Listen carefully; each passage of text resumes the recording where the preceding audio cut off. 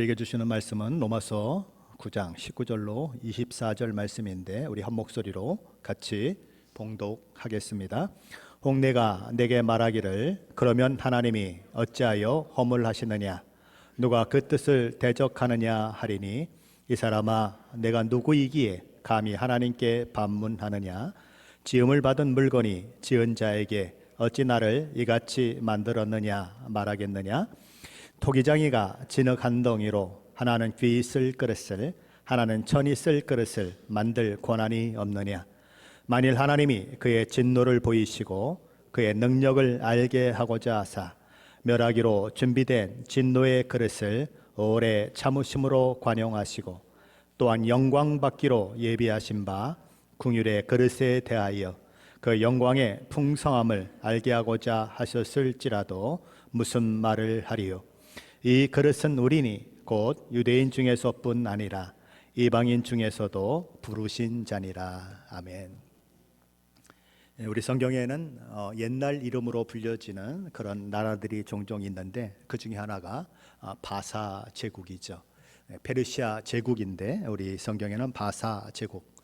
그 후신이 이제 이란인데 이란은 정치 체제를 이슬람 공화국으로 하고 있습니다. 그래서 국가의 모든 권력이 아야툴라라고 불리우는 이슬람 고위 공직자에게 집중된 대통령제 민주주의가 약간 가미된 신종 국가인 것입니다. 여러분 기억하시는지 모르겠습니다. 작년 9월 13일 22살의 마우사 아미니가 히잡을 제대로 쓰지 않았다는 이유로 이란의 도덕 경찰에게 체포되는 사건이 있었죠. 그런데 3일 만에 갑자기 그가 죽음을 당하게 되는 것입니다. 그래서 이제 이 모든 일들이 고문에 의한 그런 죽음이다라고 생각했던 수많은 이란의 여인들이 그리고 남성들이 함께 일어나서 격렬한 시위를 벌이는 일들이 있었고 히잡을 막 불태워 버리는 그런 일들이 있었죠. 그래서 지금도 이 이란에는 히잡을 쓰고 다니는 사람이 있고 또 히잡을 벗고 다니는 사람들도 있는 그런 상황들이 있는 것이지요. TV에서 보셨는지 모르겠습니다. 자, 그런데 그 이란에서 지난 2023년 5월 8일에 이란 남성 2명이 이슬람의 경전인 코란과 예언자 무함마드를 모독한 혐의로 사형에 처해지는 일이 일어났습니다. 이런 이란 사법부 공식 매체인 미잔 온라인은 사형당한 사람 중에 한 명이 지난 2021년 3월 자신의 소셜 미디어를 통해서 내가 코란과 예언자 무함마드를 모욕했다라고 자기 죄를 자백하는 글을 올렸다. 그렇게 이야기하면서 그것이 확실한 증거이기 때문에 그들이 사형에 처해진 것이다라고 이야기를 했습니다. 하지만 인권단체에서는 반대 의견을 내는 거죠. 이런 종류의 자백은 고문을 못 이겨서 억지로 한 자백일 뿐 그 주장은 거짓이다. 그렇게 이야기를 하는 것입니다. 제가 왜 갑자기 설교를 시작하면서 이런 이야기를 할까요? 무엇을 초점으로 여러분에게 이야기하고 싶어서 이런 얘기를 할까요? 정말 코란을 그들이 모욕을 했는가? 정말 그들이 예언자 무함마드를 모욕했는가? 그래서 그들이 교수형에 처해질 것이 아닌데 교수형에 처해졌는가? 이런 것을 이야기하고 싶은 것이 아니고 그들이 코란을 모욕했다는 이유로 또 예언자 무함마드를 모욕했다는 이유로 교수형에 처해졌다는 사실을 한번 생각해 보기 위해서 그런 것입니다. 코란, 무함마드, 그들에게 코란은 어떤 것일까요? 그들에게 예언자 무함마드는 어떤 존재일까요? 그것을 모독하는 사람들을 사형에 처할 만큼 그들에게는 아주 굉장한 그런 것으로 중요하고 그들에게는 그의 삶을 좌우할 만한 것으로 그렇게 다가가고 있다는 것입니다. 자, 그러면 코란을 성경으로 대체하면 어떻게 될까요? 예언자 무함마드를 우리 주 예수 그리스도로 대체한다면 어떤 일이 일어날까요? 누군가 성경을 모독하는 사람이 있습니다. 누군가 우리 주 예수 그리스도를 모독하는 사람이 있습니다. 그렇게 되면 그 코란을 모독한 사람, 무함마드를 모독한 사람이 사형에 처해지는 것처럼 그래도 두 남자가 죽임을 당한 것처럼 성경을 모독했다는 이유 때문에, 예수 그리스도를 모독했다는 이유 때문에 사형에 처해지는 나라가 있을까요? 없는 것이지요. 심지어 예수님을 모독하고 성경을 모독하는 모습을 보면서도 믿는 우리조차도 마음이 덤덤한 경우가 있습니다. 무덤덤한 경우가 있다는 것입니다. 제가 무슨 얘기를 하고 싶은 것일까요? 성경을 모독하는 사람들, 예수 그리스도를 모독하는 사람들은 코란을 모독하는 사람들이나 무하마드를 모독하는 사람처럼 사형에 처해야 한다고 제가 주장하는 것일까요? 그게 아니겠죠. 이슬람 교도들이 코란은 신이 마지막 선지자인 무하마드에게 내린 마지막 계시를 기록한 경전으로 받아들이면서 코란을 모독하는 자들, 무하마드를 모독하는 자들을 사형에 처할 만큼 코란에 대해서, 그리고 예언자 무하마드에 대해서 그렇게 충성도가 높은 반면에 성경을 하나님의 말씀으로 고백하고 있는 기독교인들에게 있어서 성경이 정말 그만한 권위로 받아들여지고 있는가 한번 생각해 보자는 것입니다. 정말 나는 성경을 하나님의 말씀으로 받고 있는가? 정말 저와 여러분이 하나님의 말씀, 성경을 하나님의 계시로 받아들인다면 저와 여러분이 성경을 대하는 태도와 자세는 지금과는 비교할 수 없을 만큼 달라질 것입니다. 저는 기독교인의 참된 신앙은 성경을 기독교의 경전으로, 성경을 하나님의 말씀으로 받아들이는 것으로부터 시작되어야 한다고 생각합니다. 성경이 기독교의 경전이라고 그렇게 받아들여진 것이 의미하는 것은 무엇일까요? 성경을 기독교의 경전으로 받들며 읽고 배울 때 우리에게는 어떤 일이 일어날까요? 한국인을 위한 성경 연구라는 책에서 이문장 목사님은 이렇게 이야기를 했습니다. 우리에게 성경은 기독교의 경전입니다. 기독교의 경전은 하나님의 계시를 담고 있는 책입니다. 성경을 통해 하늘과 땅의 이치를 깨닫고 하나님의 도를 발견하고 하나님의 뜻을 확인합니다. 성경의 가르침은 우리의 사고와 행동의 기준입니다. 성경 말씀에는 권능이 있기 때문에 말씀이 전파되는 곳에 살아있는 능력의 역사가 일어날 것을 그래서 기대하게 되는 것입니다. 성경이 하나님의 말씀이고 기독교의 경전이고 하나님의 계시다. 그러면 성경의 가르침은 우리의 생각을 지배해야 되는 것이고 우리의 행동을 지배해야 되는 것이고 우리의 말을 지배해야 마땅하다. 성경의 말씀 앞에 모든 이론을 다 파헤져야 할 것이고 성경의 말씀 앞에 우리의 사적 견해는 다 없어져야 할 것이다. 오직 하나밖에 남지 않습니다. 하나님의 말씀에 순종하는 것밖에 남지 않는다는 것입니다. 절대적인 순종의 이유라는 것이지요. 우리는 지난 시간에 하나님께서 누구에게 은혜를 베푸시고 누구는 완악하게 하신다는 말씀에 대해서 살펴보았습니다. 사도 바울은 그 사실을 구약 성경을 예로 들어 설명했습니다. 사도 바울이 예를 들어 설명했던 인물이 누구였죠? 애굽왕 바로였습니다. 바로가 여기 등장하는 이유는 하나님께서 그의 마음을 완악하게 하셨다는 표현이 출애굽기 성경에 10번이나 등장하고 있기 때문입니다. 하나님께서는 바로의 마음을 완악하게 하셨습니다. 하지만 우리는 그 완악하게 했다는 그 이야기가 하나님께서 그에게 악한 마음을 심어주셨거나 완악한 마음을 심어주심으로 악역을 하게 만들고 그래서 그가 완악하게 되었다는 사실이 아니고 이미 바로 안에 완악한 마음이 있었고 하나님을 대항하는 마음이 있었기 때문에 하나님께서는 그의 완악한 마음을 이용하셔서 하나님의 뜻과 계획을 이루심으로 하나님 자신의 영광스럽고 영예스러운 일을 위해서 그를 사용하셨다고 하는 의미라고 하는 것을 지난 시간에 확인을 했습니다. 사도 바울은 로마서 9장 18절에서 야곱과 에서 그리고 바로의 경우를 요약하면서 이런 이야기로 끝을 맺었었죠. 로마서 9장 18절인데 한번 같이 읽어보시겠습니다. 18절 말씀입니다. 그런즉 하나님께서 하고자 하시는 자를 긍휼히 여기시고 하고자 하시는 자를 완악하게 하시느니라. 사도 바울은 두 가지를 이야기하고 있습니다. 첫째, 하나님께서 하고자 하시는 자를 긍휼히 여기신다는 것입니다. 둘째, 하나님께서는 하고자 하시는 자를 완악하게 하신다는 것입니다. 그렇다면 도대체 하나님은 어떤 원칙에 의해서 누구에게는 긍휼을 베푸시고 누구는 완악하게 하시는 것일까요? 그리고 하나님께서 누구에게는 긍휼을 베푸시고 누구는 완악하게 하셨다면 그 책임은 하나님께 있는 것일까요? 아니면 인간에게 있는 것일까요? 이 문제는 더 나아가서 하나님의 주권은 어디까지이고 인간의 책임은 어디까지냐 하는 문제를 야기시킵니다. 도대체 하나님이 완악하게 하셨다면 누구 책임이에요? 그 질문이 로마서 9장 19절 말씀인 것이죠. 우리 로마서 9장 19절 말씀인데 함께 읽어보겠습니다. 혹 내가 내게 말하기를 그러면 하나님이 어찌하여 허물하시느냐 누가 그 뜻을 대적하느냐 하리니. 현대인의 성경으로 다시 읽어보면 이렇습니다. 그렇다면 어째서 하나님이 우리에게 잘못이 있다고 나무라십니까? 하나님의 뜻을 거역할 사람이 아무도 없지 않습니까? 라고 질문할 사람이 있을지 모르겠습니다.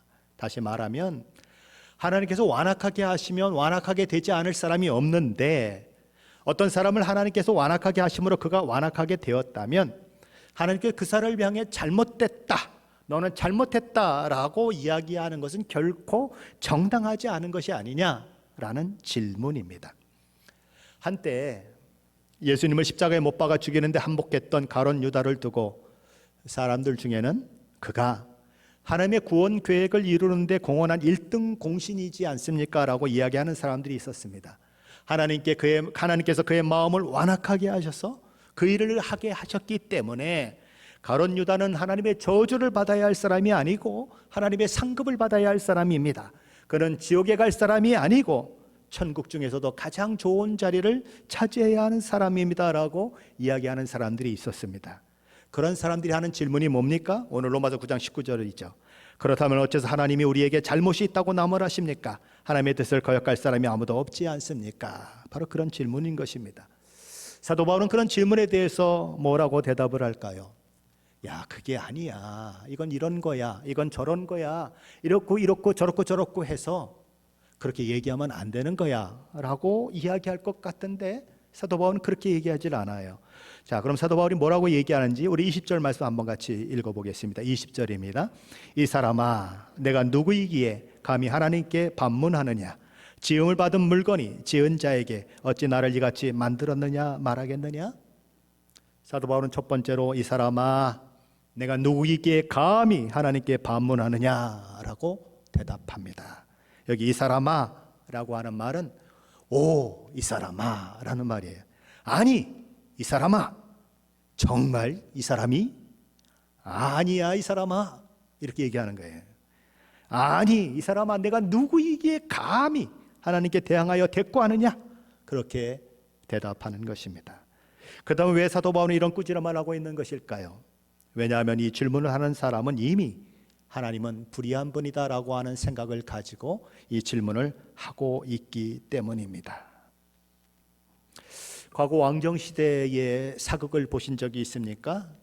종종 어명이요 하고 그러죠. 어명이면 어떻게 되죠?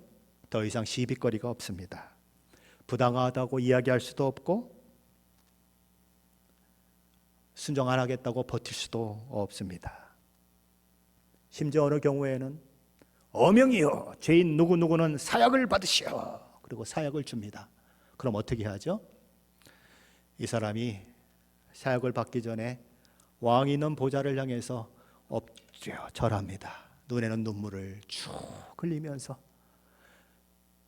왕에게 감사의 절을 올리면서 그리고는 무릎 꿇고 앉아서 그 사약을 팍 떨면서 마시죠. 그리고 죽습니다. 우린 그런 사극을 본 적이 있습니다. 어명이요 하면 끝인 것이죠. 오늘 성경은 그걸 얘기하고 있는 것입니다. 하나님은 창조주시고 우리는 피조물입니다. 피조물인 인간이 창조주 하나님, 주인 되시는 하나님을 향해 하나님이 하시는 일은 불의합니다. 잘못되었습니다. 아니, 하나님 마음대로 어떤 사람은 긍휼히 여기시고 하나님 마음대로 어떤 사람은 완악하게 하시는데 그런 법이 어디 있습니까? 그건 말도 안 됩니다. 그래 놓고는 완악한 사람을 향해서 심판을 행하신다면 그건 부당한 처사고 불의한 일입니다. 그럴 수 없다는 거예요. 왜요? 그것은 하나님께서 하신 일이기 때문이라는 것이지요. 어명이라는 것입니다. 그러니 끝이라는 거예요. 이 사람아, 내가 누구기에 감히 하나님께 반문하느냐? 여기 사람과 하나님이 대조되고 있습니다. 사람의 생각과 견해를 표명하기 전에 이 일을 행하신 분이 누구신지를 생각해야 한다는 것입니다. 지금 반문하고 있는 것은 어떤 반대 의견을 가지고 있는 어떤 사람에게 질문하고 있는 것이 아니라 창조주 하나님, 절대적인 권한을 가지고 계신 하나님을 향해 하는 질문이라는 사실을 너는 알지 못하느냐라고 묻고 있는 것입니다. 내가 누군지를 알아라. 너는 무가치한 존재요, 아무것도 아닌 존재요, 유한한 존재요, 지극히 작은 부분만 알고 있는 존재요, 죄성으로 인해 타락한 본성을 가지고 있는 존재임을 먼저 알아야 하지 않겠느냐. 그에 반해서 하나님은 온 우주 만물보다 크신 모든 지식과 지혜에 있어서 아무런 제한이 없으신 전지전능하신 하나님이시라는 사실을 내가 먼저 인정해야 되지 않느냐. 우리가 하나님의 말씀을 대할 때, 하나님의 말씀을 읽을 때 이렇게 출발해야 하는 것입니다. 나는 피조물된 인간이고 이 성경을 기록하여 우리로 보게 하시고 읽게 하시는 분은 하나님이시라고 하는 사실로부터 출발해야 한다는 것입니다. 그런 자세로, 그런 마음으로 출발하지 않고 성경을 읽으면, 그런 마음에서 출발하지 않고 성경을 가르치면 아무런 능력도 아무런 생명의 역사도 만들어지지 않는 것입니다. 하나님의 말씀이 거짓말이라고 생각하고 읽으면 하나님이 아무리 그 속에서 구원의 이야기를 한들 무슨 소용이 있겠어요? 다 거짓말이라고 생각하는데 읽어서 무슨 능력이 나타나겠어요? 이렇게 해야 구원받고 이렇게 해야 내가 하나님의 자녀가 된다고 얘기한들 무슨 소용이 있겠어요? 하나님께서 떨기나무 가운데 불타는 형상으로 임재하셨을 때 모세는 참 이상한 광경을 보고 호기심이 생겨 앞으로 다가가지 않습니까? 아니, 왜 떨기나무에 불이 붙었는데 떨기나무가 사그러들고 재가 되지 않고 계속 불은 활활 타오르고 떨기나무는 여전히 있는 거지? 그리고 앞으로 나아가는데 그때 하나님의 음성이 들려오지 않습니까? 하나님 모세에게 하신 말씀이 무엇입니까? 내가 선 땅은 거룩한 땅이니 네 발에 신을 벗어라 라는 말씀이었어요. 여호수아가 여리고성을 치기에 앞서서 어떤 사람이 나오는 것을 보자. 그가 여호와의 군대 장관인 줄 알지 못하고 말합니다. 너는 누구를 위하느냐? 우리냐? 적군이냐? 그때 그가 얘기하죠. 나는 여호와의 장관으로 이렇게 왔다. 그러면서 뭐라고 얘기합니까? 내 발에 신을 벗어라 라고 이야기합니다. 하나님의 말씀 앞에 설 때에 저와 여러분도 신을 벗어야 한다는 것입니다. 신을 신으면 자기 마음대로 갈 수 있죠. 신을 신으면 어디 여행을 가고, 신을 신으면 바깥에 나가죠. 그 당시 고대 사회에서 신을 벗는다고 하는 것은 노예들, 종들이 되는 것을 말합니다. 다시 말해 신을 벗으라고 하는 것은 복종해야 한다는 의미예요. 하나님 말씀 앞에 우리도 신을 벗어야 하는 것입니다. 하나님의 말씀에 순종하는 태도로, 복종하는 태도로 하나님의 말씀을 받아야 하는 것입니다. 하나님의 말씀에 저와 여러분에게 이 말씀에 순종해야 한다고 하나님의 말씀이 말씀하면 저와 여러분은 그것이 타당한가, 내게 유익이 되는가 따지지 말고 어떻게 해야 한다고요? 하나님의 권위의 말씀으로 받아들이고 순종해야 한다는 것입니다. 그 신발을 벗은 자의 모습이에요. 종이 주인이 무슨 명령을 했는데 뭐 이치를 따지고 뭐 어쩌고 저쩌고 그러면 어떻게 되겠습니까? 종이 아니죠. 우린 요즘 수요 예배 때마다 욥기를 살펴보고 있습니다. 욥은 애매한 고난을 당하며 제 가운데 앉아 슬픔을 표현하며 통곡하지 않습니까? 그는 자신이 왜 고난을 당하는지 몰라서, 이해하지 못해서 고통스러워합니다. 그는 선한 사람이었어요. 경건한 사람이었어요. 그는 세상 어떤 사람들보다 믿음을 가진 사람이고 성실하게 산 사람이었어요. 그런데 그가 자식을 다 잃어버리는 그런 고난을 만나고 자신의 몸에 엄청난 그런 피부병이 걸려서 기왓장으로 긁어야 되는, 그리고 뼈만 남고 아주 피부는 새까맣게 그렇게 되어버린 그런 상황을 만나 죽고 싶은 것 외에는 다른 소원이 없는 그런 상황을 만나지 않습니까? 그래서 그는 하나님 앞에 가서 따지고 싶은 거예요. 도대체 하나님 나한테 왜 이러시는 겁니까? 내가 뭘 그렇게 잘못했습니까? 내가 세상에 있는 어떤 사람들보다 뭘 얼마나 잘못했길래 내가 이렇게까지 고통을 받아야 합니까? 하나님이 나를 법정에 데려가셔서 나와 얘기하신다면 내가 그냥 가서 마음껏 내 자신을 변호하겠다고 그는 벼르지 않습니까? 그런데 욥기 38장에 가면 그런 욥에게 하나님이 나타나십니다. 그 하나님이 나타나셨다면 저와 여러분은 무슨 생각을 하게 되죠? 지금까지 욥이 자기가 왜 고난 당하는지, 자기가 왜 고통을 당하는지, 그것 때문에 그렇게 마음 고통을 당하고 그렇게 마음의 아픔을 겪었다면 하나님이 나타나셔서 에야, 내가 고통당하는 것은 이런 이유 때문이야, 내가 이런 목적을 가지고 너를 고통당해 한 거야, 이렇게 얘기하면 얼마나 좋아요. 그런데 하나님이 그 말씀을 하나도 안 하시고 이렇게 말씀하십니다. 무지한 말로 생각을 어둡게 하는 자가 누구냐? 너는 대장부처럼 허리를 묶고 내가 내게 묻는 말에 대답할지니라. 그러시고는 하나님이 뭐 그냥 암사슴도 동원해내고 뭐 별거 다 동원해냅니다. 천지에 막 있는 것들을 막 동원해냅니다. 내가 이거 다 아느냐? 그러더니 욥기 41장 2절에 가서는 이렇게 말씀하십니다. 트집 잡는 자가 전능자와 다투겠느냐? 하나님을 탓하는 자는 대답할지니라. 41장 8장에 가면 이렇게까지 말씀하십니다. 내가 내 공의를 부인하겠느냐? 내 의를 세우려고 나를 악하다 하겠느냐? 하나님의 공의를 내가 부정하려느냐? 내가 의롭다 하는 것을 증명하기 위해서 나를 불의하다고 말하겠느냐? 그러자 욥은 어떻게 대답을 했을까요? 욥은 이렇게 대답했습니다. 욥기 42장 2절 3절이죠. 주께서는 못하실 일이 없사오며 무슨 계획이든지 못 이루실 것이 없는 줄 아오니 무지한 말로 이치를 가리는 자가 누구니까? 나는 깨닫지도 못한 말을 하였고 스스로 알 수도 없고 헤아리기도 어려운 일을 말하였나이다. 하나님은 아무것도 원인을 얘기해 주지 않았어요. 그런데 하나님은 나는 하나님이고 너는 피조물인 인간임을 너는 알지 못하느냐? 내가 다 알아. 뭘 그렇게 다 알아? 하나님이 하는 일을 내가 정말 다 안다고? 그 조그만 두뇌로, 요 조그만 두뇌로 머리통에도 두뇌가 얼마나 차지하고 있습니까? 구람수로 재면 몇 구람이나 될까요? 그 두뇌로 하나님을 다 이해한다고 내가 얘기하고 있어? 그랬더니 욥이 6절에서 이렇게 얘기합니다. 그러므로 내가 스스로 거두어 드리고 티끌과 재 가운데서 회개하나이다.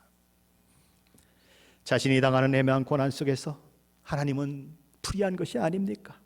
하나님은 내 사정, 내 처지를 전혀 고려하지 아니하시고 나를 생각도 아니하시고 나를 그저 내팽개쳐 버린 것은 아닙니까? 라고 서운한 마음을 쏟아냈던 욥. 하나님 앞에 가서 내가 한번 좀 따져보겠습니다. 하나님 도대체 왜 내게서 이러시는지 내가 한번 좀 따져보겠습니다 라고 생각했던 욥. 그랬던 욥이 하나님을 만나자 자기가 하나님 앞에 얼마나 외람된 행동을 했는지를 알게 되면서 티끌과 재 가운데 앉아 회개하겠다고 얘기하는 것이죠. 하나님은 하나님이시고 나는 피조물입니다. 하나님은 다음이 없는 지혜로 세상을 다 이끌어 가시고 통치하시는 분이시고 나는 제한적인 두개골 속에 들어있는 그 뇌 가지고 그 안에 틀에 박힌 것만 생각하고 있는 연약한 존재입니다. 내가 그걸 모르고 하나님 앞에 이러니 저러니 따졌고 이러니 저러니 이야기했습니다. 하나님 죄송합니다. 하나님 내가 죄인입니다. 다 알지 못해서 뭘 안다고 지금까지 짓거렸습니다. 그러며 그는 회개하는 것입니다. 하나님을 만나면 그런 일들이 일어나요. 이사야 선지자는 이사야 6장에서 하나님을 만나니까 뭐라고 고백합니까? 화로다 나는 망하게 되었도다. 죄인 중에 거하는 내가 하나님을 배웠다라고 그는 통곡하는 것입니다. 하나님을 제대로 만나면 그런 일들이 일어나는 것입니다. 사도 바울은 두 번째로 그러면 하나님이 어찌하여 허물하시느냐 누가 그 뜻을 대적하느냐고 묻는 사람들에게 이렇게 대답을 합니다. 지음을 받은 물건이 지은 자에게 어찌 나를 이같이 만들었느냐 말하겠느냐. 하나님 저와 여러분을 지으신 분이시고 저와 여러분은 지음받은 자라는 것입니다. 이 지음받았다라고 하는 말은 헬라어 플라스마에서 온 단어입니다. 이 플라스마라고 하는 헬라어에서 영어 플라스틱이 왔습니다. 플라스틱이라는 말을 한번 찾아보셨습니까? 플라스틱이 뭡니까? 쉽게 원하는 모양으로 가공할 수 있는 합성 소재를 가리켜서 플라스틱이라고 합니다. 플라스틱은 쇠하고 다르잖아요. 쉽게 모든 유형을 만들어낼 수 있지 않습니까? 바로 그것이 지음받았다는 말의 뜻입니다. 무슨 말이에요? 하나님이 자기 손으로 자기 의견대로 자기 소견대로 마음껏 이런 모양 저런 모양 마구마구 만들어낼 수 있다는 것입니다. 그러니 물건을 지으신 그분 앞에 왜 나를 이렇게 만들었느냐 따질 수 없다는 것입니다. 그러면 하나님이 어찌하여 허물하시느냐 누가 그 뜻을 대적하느냐라고 묻는 것은 어리석은 질문이라는 것입니다. 사도 바울의 세 번째 대답은 로마서 9장 21절에서 기록되고 있습니다. 우리 21절 말씀인데 함께 읽어봅니다. 21절입니다. 토기장이가 진흙 한 덩이로 하나는 귀히 쓸 그릇을 하나는 천이 쓸 그릇을 만들 권한이 없느냐. 사도 바울은 하나님이 불의하신 하나님이라고 생각하며 그러면 하나님이 어찌하여 허물하시느냐 누가 그 뜻을 대적하느냐라고 질문하는 사람의 악한 정신을 책망하고 있습니다. 하나님은 결코 불의하지 않으시다는 것이죠. 하나님은 결코 악을 행하시지도 않으시고 악을 사주하시지도 않으신다는 것입니다. 다만 하나님이 하나님의 일하심을 이해하지 못하기 때문에 그가 악한 정신을 갖게 될 뿐이라는 것입니다. 토기장이와 진흙의 이야기 속에서 우리가 주목해야 하는 것은 이 이야기가 창조주와 창조물의 관계를 이야기하고 있지 않다는 것입니다.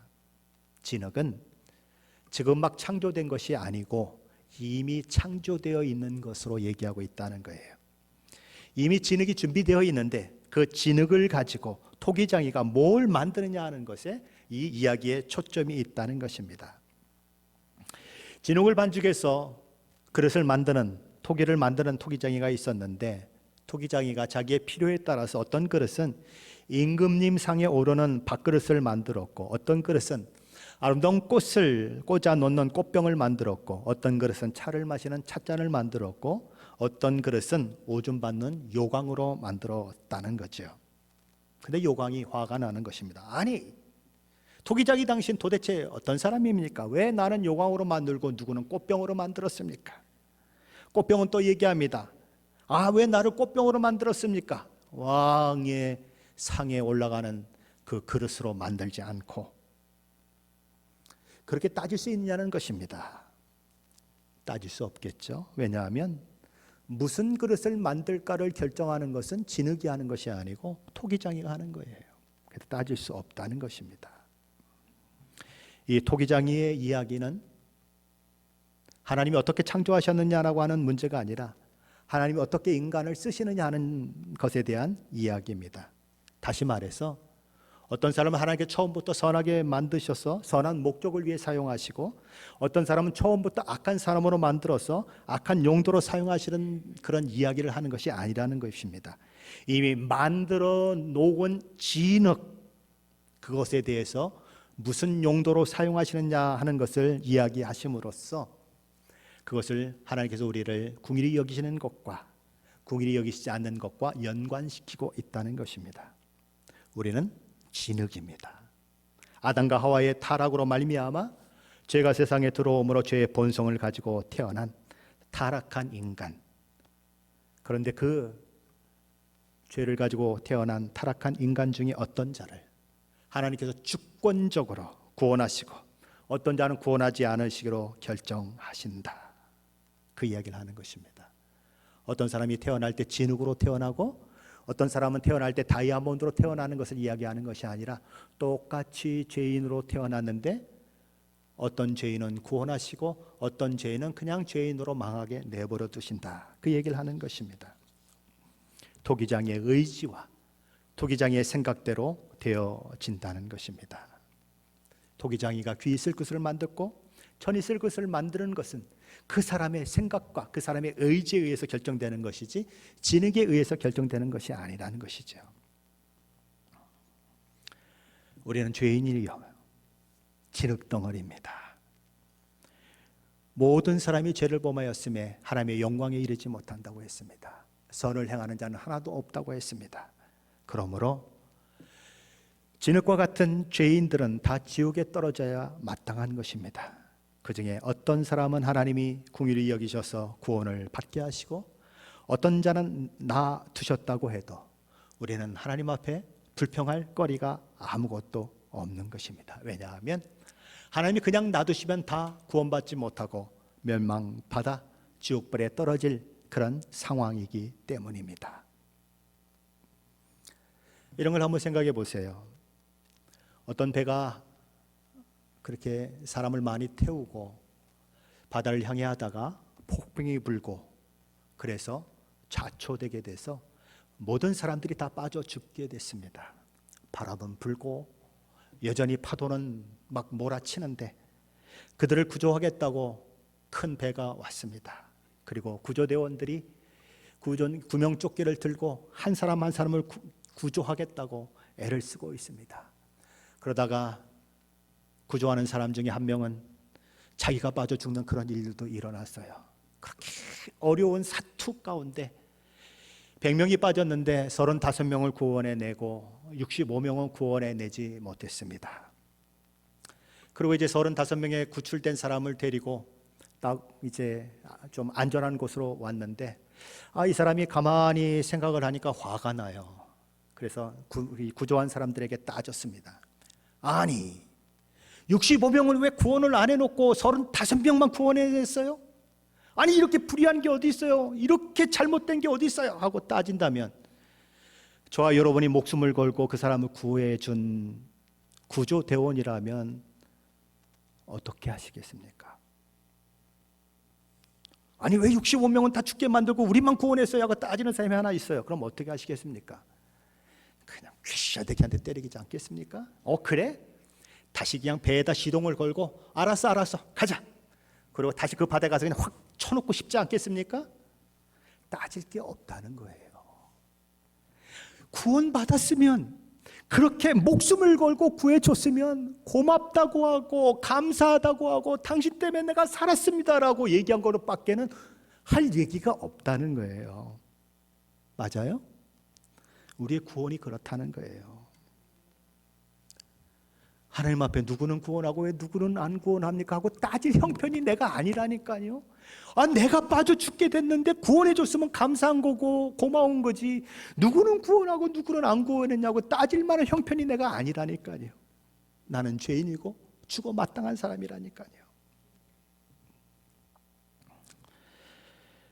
성경에는 이스라엘 하나님 여호와를 가리켜서 아브라함의 하나님이요 이삭의 하나님이요 야곱의 하나님이다라고 종종 표현합니다. 아브라함, 하나님 본토 친척 아비집을 떠나라고 아브라함에게 말씀하시고 아브라함을 특별히 구별하셨죠. 아브라함은 어떤 사람일까요? 아브라함이 그 집안 중에 제일 잘난 사람일까요? 그 집안 중에서 제일 똑똑한 사람일까요? 그 집안 중에서 제일 믿음이 좋은 사람일까요? 그래서 하나님이 그를 구원하신 것일까요? 그 집안이 특별히 하나님을 잘 믿는 집안이라서 그래서 아브라함을 구원하신 것일까요? 아니요. 전해오는 그 이야기에 의하면 아브라함의 집안은 우상을 섬기는, 우상을 만드는 집안이라고 그렇게 얘기를 해요. 무슨 얘기예요? 아브라함이 잘났기 때문에 구원받은 것이 아니라는 것입니다.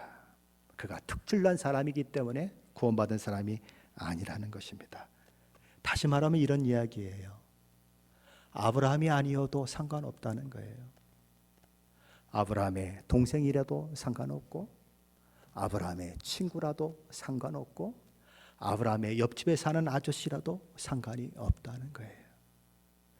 하나님이 전적으로 은혜를 베푸셔서 내가 너를 구원하겠다고 콕 집어서 그렇게 불러낸 사람이 아브라함이라는 거예요. 그에게 뭔가 잘난 것이 있는 것이 아니고 전적인 하나님의 선택과 은혜 가운데 아브라함이 되는 거예요. 에서와 야곱의 경우는 어떨까요? 하나님께서는 에서에게 악역을 맡긴 것일까요? 나면서부터 악한 자로 태어나서 그렇게 살도록 하나님이 예정해 놓으신 것일까요? 그냥 악역만 하다가 악한 역할만 하다가 구원과 상관없는 사람이 되도록 만들었고, 야곱은 어릴 때부터 막 믿음이 충만하게 만들고 어릴 때부터 막 성령에 충만하게 만들어서 그냥 하나님만 보면 그냥 막 아직 이틀밖에 안 된 애가 뭐 하나님 앞에 막 무릎 꿇고 기도하고 뭐 그렇게 만들어서 야곱은 구원하시는 걸까요? 아니라는 것입니다. 야곱도 에서도 다 하나님의 진노 가운데 멸망당할 죄인이었다는 것입니다. 죽어 마땅한 자들이었는데 하나님이 야곱을 꼭 집어서 선택하셨다는 거예요. 아무리 살펴봐도 야곱이 에서보다 나은 면이 없어요.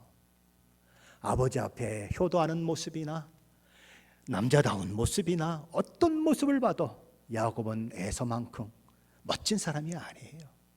어머니 치맛자락에 쌓여서 그죠? 그렇게 사는 팔불출 같은 사람 야곱 아닙니까? 속음식에 능한 사람 야곱 아닙니까? 그런데 그를 하나님이 꼭 집어서 선택하신 거예요. 그러니 아무도 하나님 앞에 누구는 내버리고 누구는 완악하게 하시고 그러면서 하나님을 불의하다라고 따질 수 없다는 것입니다. 본래 다 죄인들이고 다 멸망할 사람들 가운데에서 하나님께서 콕 집어서 구원해 내셨기 때문에 그 속에는 감사와 찬양밖에 있을 수 없다는 것이죠. 저와 여러분이 구원받은 반면에 다른 사람들이 구원받지 못한 상황은 불공평한 것도 아니고 불의한 것도 아니고 저와 여러분에게 다함이 없는 은혜를 베푸신 결과인 것입니다. 자, 그렇다면 도대체 무슨 근거와 기준을 가지고 하나님께서는 어떤 자에게는 은혜를 베푸셔서 구원받게 하시고 어떤 자는 그냥 내버려 두시고 구원하지 않으시는 것일까요? 도대체 하나님은 무슨 기준으로 그렇게 움직이시는 것일까요? 그것에 대해서 유일하게 할 수 있는 대답은 이것입니다. 하나님 말고는 아무도 모른다는 거예요. 그것은 저와 여러분이 생각할 영역이 아니에요. 하나님의 영역입니다. 그 부분에 대해서 저와 여러분이 이래라 저래라 하나님 앞에 훈수 둘 수 없어요. 그런 자격도 그런 권한도 저와 여러분에게는 없어요.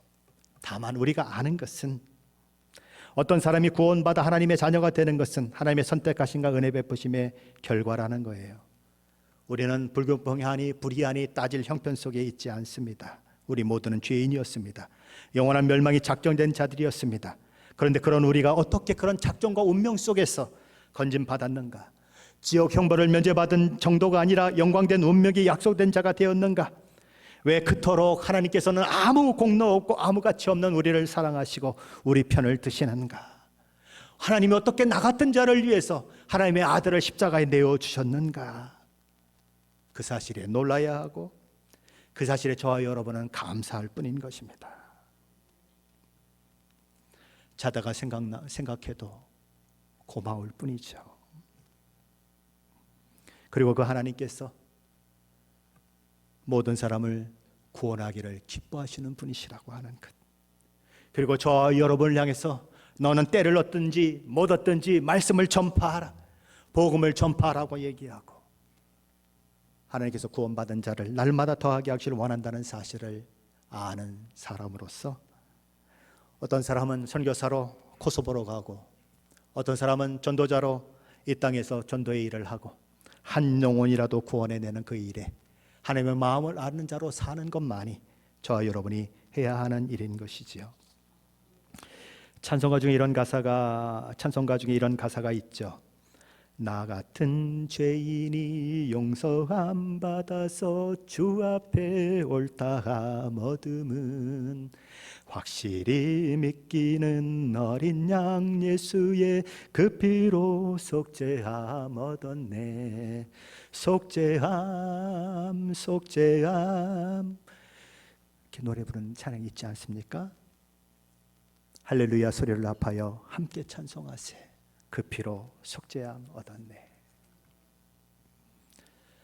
철로 역종으로 유명한 존 버녀는 그가 거듭난 후에 죄인의 괴수에게 넘치는 은혜라는 책을 썼습니다. 자신이 구원받은 것이 너무 신기해서, 너무 감사해서, 하나님 어떻게 죄인의 우두머리 같은 나를 찾아오셨는가, 그러며 그는 감격의 책을 썼습니다. 사도 바울은 자신이 구원받고 하나님의 복음을 위한 사도로 세워진 일을 회상하며 우리 주 예수 그리스도께서 죄인을 구원하시려고 세상에 임했다고 이야기합니다. 그리고는 곧바로 자신을 이렇게 표현을 합니다. 나는 죄인 중에 괴수니라. 예수님이 죄인을 찾아왔다라고 이야기하고는 바로 나는 죄인 중에 괴수니라. 사도 바울이 뭔 얘기를 하고 싶은 걸까요? 죄인들을 찾아오신 그 예수님이 죄인의 괴수와 같은 나도 찾아오셨습니다라는 이야기를 하고 싶은 거예요. 죄인 중에 괴수 같은 사도 바울도 구원하시기를 하나님은 기뻐하셨다. 저와 여러분에게도 이런 고백이 있습니까? 내가 무엇이간데 나 같은 죄인 중에 괴수인 나를 향하여 그토록 오래 참아주시고 나를 구원하시겠다고 아들 독생자 예수 그리스도를 이 땅에 보내시고 십자가에 내어주시기까지 하셨습니까? 하나님이 있긴 어디 있어? 있으면 나와보라 그래 큰소리치며 하나님 앞에 그렇게 반항하던 내가, 내 마음대로 살던 내가 오늘날 갑자기 하나님의 은혜를 받고 내가 예수님을 믿습니다라고 고백하며 어떻게 내가 이 영광의 자리에 함께 앉는 축복을 누릴 수 있게 되었습니까? 나의 과거의 삶을 아무리 돌아봐도 구원받을 만한 조건이 내게는 요만큼도 없는데 어찌 나 같은 것을 사랑하셔서 나보다 훌륭한 사람도 많고 나보다 더 멋진 사람도 많고 나보다 더 도덕적인 사람도 많고 구원의 가치를 생각한다면 내가 아니라 저 사람이 구원받아야 하는데 어찌 내가 구원을 받았습니까? 나같이 못난 것이, 나같이 죄인의 괴수가. 그런 고백이 있으십니까? 내가 구원받은 것을 생각만 해도 웬 은혜인지 웬 사랑인지 눈물이 나고 감격이 있고 감사가 있고 하나님의 전을 찾아와 하나님 앞에 예배하는 이 기쁨 때문에 눈에서 눈물이 주르륵 흘러내릴 수밖에 없는 이 상황. 내가 도대체 이런 복을 누릴 만한 사람이 아닌데 하나님 왜 내게 이런 복을 주십니까? 고백하는 그 기쁨이 저와 여러분에게는 있으십니까? 내가 누구인 줄 알면, 내가 어떤 사람인 줄 알면, 그리고 내가 하나님 앞에 어떤 사랑을 받았고 어떤 은혜를 경험한 줄 알면 우리는 할 말이 없습니다. 불평할 것이 없고 불만을 토할 것도 없고 그저 하나님 앞에 감사합니다, 고맙습니다 라고 얘기할 밖에, 그런 것밖에 없는 것이지요. 그 감격이 내 안에 있을 때 그 감격은 다른 사람들에게 전달이 되는 것입니다. 그 감격으로 내가 만난 예수를, 내가 경험한 예수를 소개할 수 있게 되는 것이지요. 여러분, 하나님의 말씀을, 성경을 하나님의 말씀으로 정말 믿고 계십니까? 너희가 성경에서 영생을 얻는 줄 알고 성경을 상고하거니와 이 성경은 나를 증거하는 것이다 라고 예수님은 말씀하셨습니다. 한 율법 교사가 예수님께 나와서 이것저것을 물어볼 때 예수님은 이렇게 말씀하셨습니다. 율법에 무엇이라고 기록되어 있으며 너는 그것을 어떻게 읽느냐. 하나님의 말씀을 저와 여러분은 어떻게 어떻게 읽고 있습니까? 이 말씀이 하나님의 계시요, 이 말씀이 하나님의 말씀인 줄 알고 그 말씀 속에 있는 내용대로 내가 구원받는 줄 알고 이 말씀에 있는 내용대로 내가 복을 누리는 줄 알고 그 말씀을 받아들이고 순종하고 계십니까? 하나님의 말씀을 두렵고 떨림으로 받으시는 사람, 그 사람에게 복이 있고 그 사람에게 놀라운 역사가 있을 것입니다. 하나님의 말씀을 하나님의 말씀으로 받으세요. 코란을 모독한 자들 사형에 처해진다는데 저와 여러분이 성경을 대하는 태도를 생각하면 저와 여러분은 10번도 더 사형당하지 않았겠습니까?